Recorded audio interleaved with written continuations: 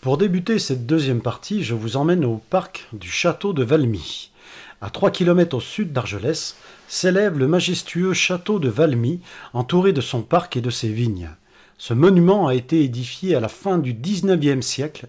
Actuellement, le château et les vignes appartiennent aux descendants des anciens propriétaires.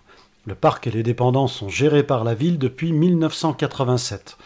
C'est le plus beau point de vue sur la commune et les paysages des Pyrénées-Orientales, bordés par la mer Méditerranée. Le château est privé et ne se visite pas, mais le parc inclut un jardin botanique exceptionnel, un vrai moment de détente et un plaisir pour les yeux.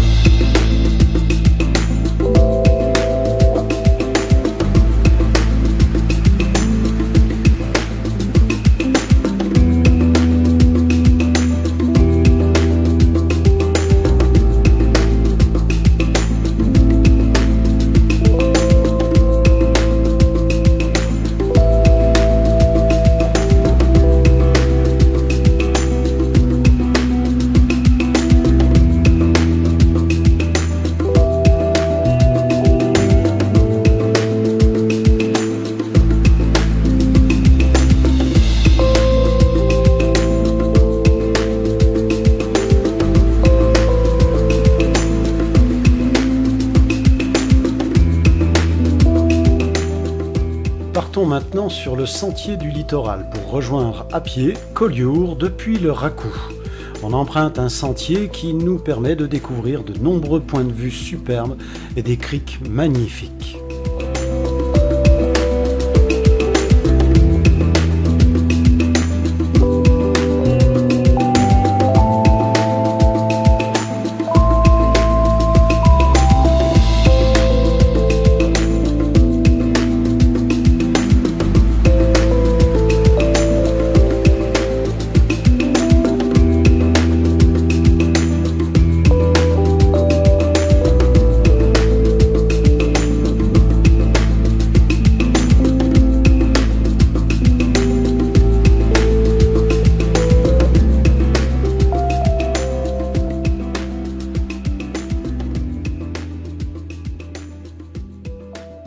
La pluie des derniers jours avait rendu impraticable ce passage. Il a fallu passer sur le muret.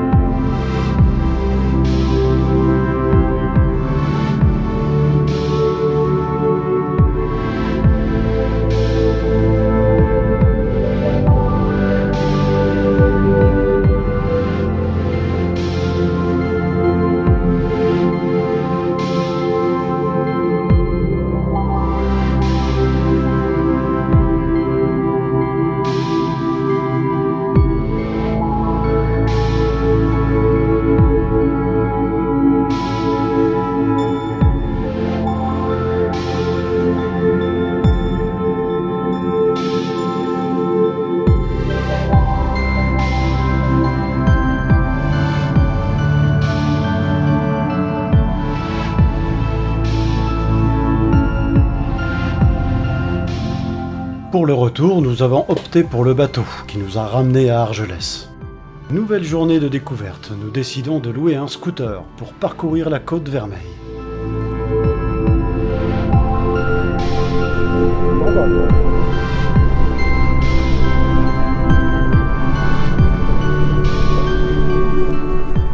Premier arrêt au phare du Cap Béar. Il s'agit du deuxième phare construit. Le premier, construit en 1836 d'une hauteur de 9 mètres, était trop souvent dans la brume. Le deuxième phare est construit en 1905 et est d'une hauteur de 27 mètres.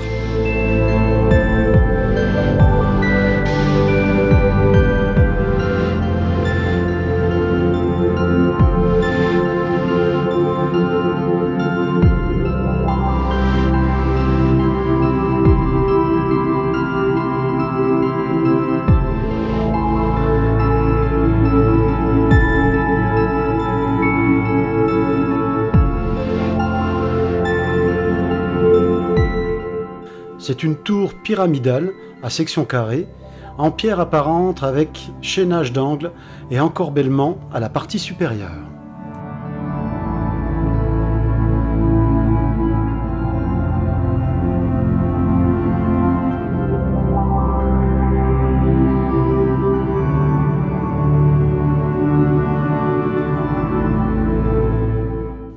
Le phare du Cap Cerbère est l'ultime phare français avant la frontière franco-espagnole, appelé aussi phare solaire.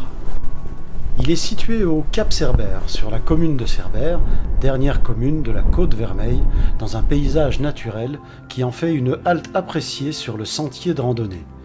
Cette construction fut entreprise pour remplacer le vieux feu du port de Cerbère, supprimé en 1980. C'est l'œuvre du cabinet parisien d'architecture Lucien Guérat. Le site des très hautes falaises du Cap Cerbère fut choisi, mais il fallut exclure toute alimentation électrique par ligne aérienne pour ne pas dénaturer le paysage.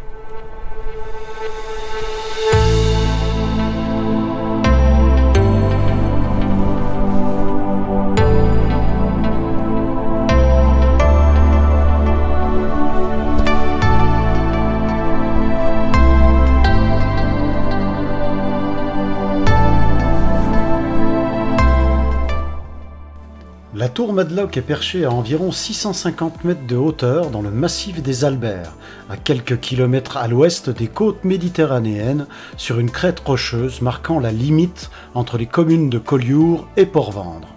Elle est accessible à pied, à vélo ou en voiture par la D86. Un parking a été aménagé le long de la route. Elle sert aujourd'hui de relais de télévision.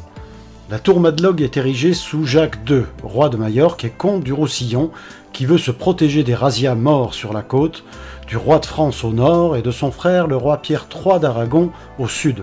Durant la souveraineté majorquine et aragonaise, elle faisait partie d'un réseau de tours de guet avec la tour de la Massane.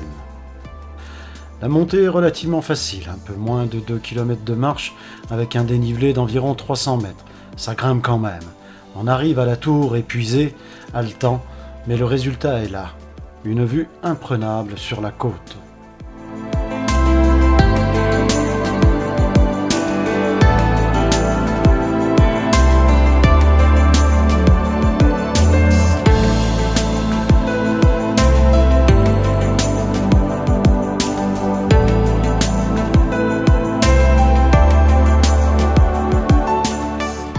Voilà, c'est la fin de cette deuxième partie. N'hésitez pas à laisser un like, vous abonner et cliquer sur la cloche pour activer les notifications de mes prochaines vidéos.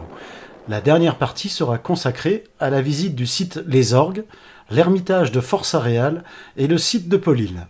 À bientôt!